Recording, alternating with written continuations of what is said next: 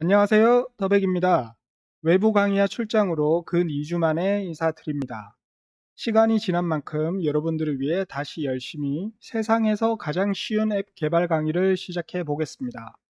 지난 강의에서 예고했다시피 이번 시간부터 우리는 API를 이용한 앱 개발 실습을 본격적으로 진행합니다.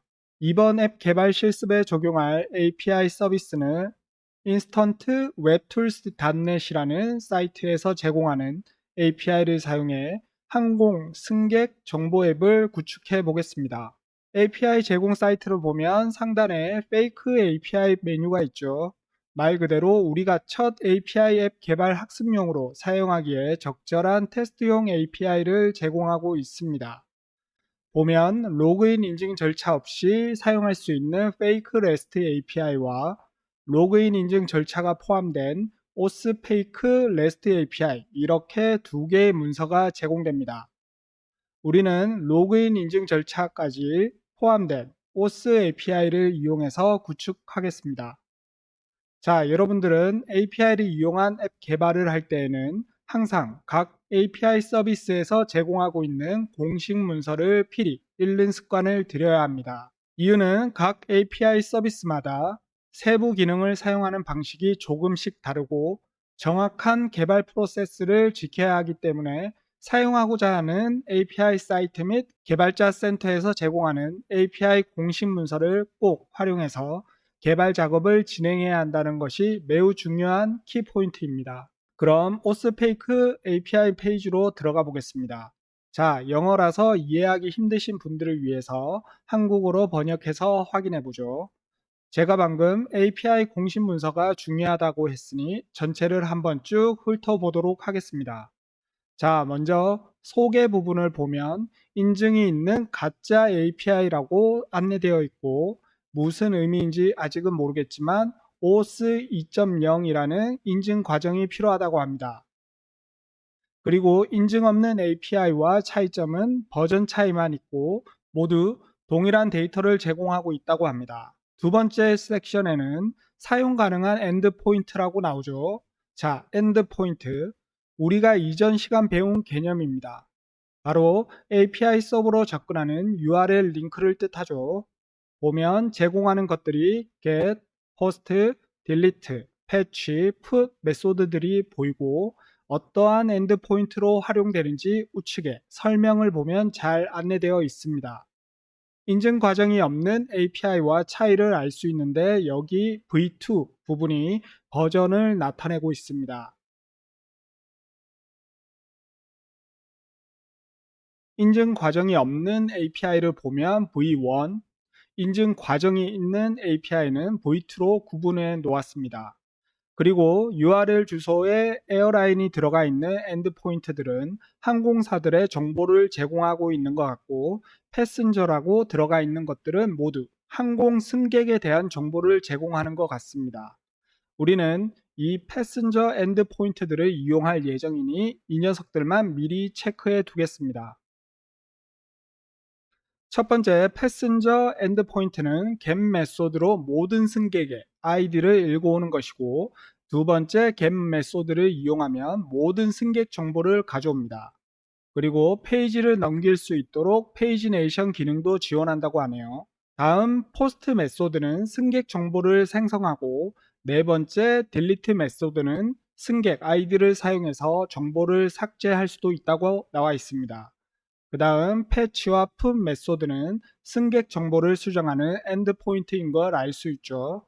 여기서 우리가 사용할 엔드포인트는 승객 정보를 읽어올 두 개의 get 메소드와 승객 정보를 삭제하고 수정할 delete와 패치 메소드 이렇게 총 4개의 엔드포인트를 활용해 보도록 하겠습니다. 이어서 하단 섹션에는 로그인을 한 사용자에게만 API 사용 권한을 주기 위해서 유저가 로그인 시 API 서버로 권한 접근이 가능한 인증 토큰을 생성하는 방법에 대한 설명을 하고 있습니다. 토큰이라는 엔드포인트를 사용하고 메소드는 토큰 데이터를 생성하는 방식이니 포스트 메소드가 되겠네요. 그리고 생성한 토큰과 더불어 클라이언트 아이디도 저걸 사용하라고 안내되어 있습니다. 하단에는 인증 토큰 생성을 요청하는 세부 코드를 안내하고 있습니다. 플러터플로우는 코드 없이 개발할 수 있지만 일반적인 개발 과정에선 이러한 코드가 있어야 되니 이런 식으로 안내되어 있죠.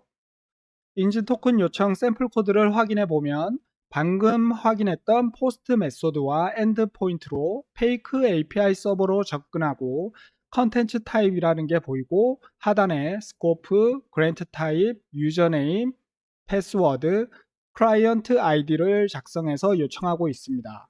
아마 로그인하는 유저 정보를 API로 전달할 때 반드시 제공해야 할 데이터로 보입니다. 그리고 이렇게 요청해서 올바르게 처리되면 API 서버로부터 토큰 타입, 토큰의 만료 시간인 expire in, access 토큰, scope, refresh 토큰 데이터가 담긴 데이터를 리스폰스, 즉 응답받게 된다고 합니다. 그 다음 사용 가능한 사용자가 있는데 이 페이크 API를 사용하는 경우 아무런 계정으로 접근해서 사용할 수 있는 건 아닌 것 같습니다. 이 네 가지 계정과 비밀번호를 사용해야 하고 각 아이디의 토큰 만료 시간도 보입니다. 이렇게 각 계정의 토큰 만료 시간이 있는 걸 보니 한 번 사용한 인증 토큰은 재사용할 수는 없는 것으로 보입니다. 그래서 개발할 때는 만료 시간이 가장 긴 걸 사용해서 테스트해야 조금 편할 것 같습니다. 만료 시간이 짧은 건 로그인 상태가 풀려 로그아웃이 된다는 거죠. 1, 2번 계정은 토큰 만료가 5분밖에 안 되고 3, 4번 계정은 1시간 정도 되니 우리가 테스트할 땐 3번과 4번 계정을 활용해 주는 것이 좋을 것 같습니다. 마지막으로 로그인한 유저가 발급된 인증 토큰으로 승객 정보를 읽어온다든지 승객 정보를 수정 및 삭제하고자 할 때 어떻게 인증 토큰을 API 서버로 요청해야 하는지와 인증 토큰을 새로 고침 요청 방법도 코드로 보여주고 있습니다. 네, 어떻게 사용해야 할지는 아직 정확하게 모르겠지만 이처럼 API 공식 문서를 반드시 체크해야만 우리가 어떠한 기능을 이 API 서버로 가져올 수 있고 어떠한 요청을 하고 응답받을 수 있는지 알 수 있습니다. 자, 이렇게 인스턴스 웹툴스에서 제공하는 API 문서는 확인했으니 이제 플러터플로우 프로젝트로 이동해서 새로운 프로젝트를 생성하고 파이어베이스 연동은 꺼주겠습니다.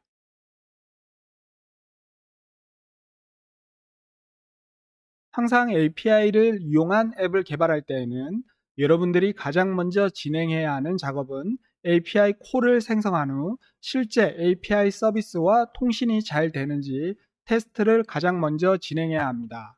그렇다면 우리가 이번 시간 생성할 API 콜 종류부터 확정 지어야겠죠.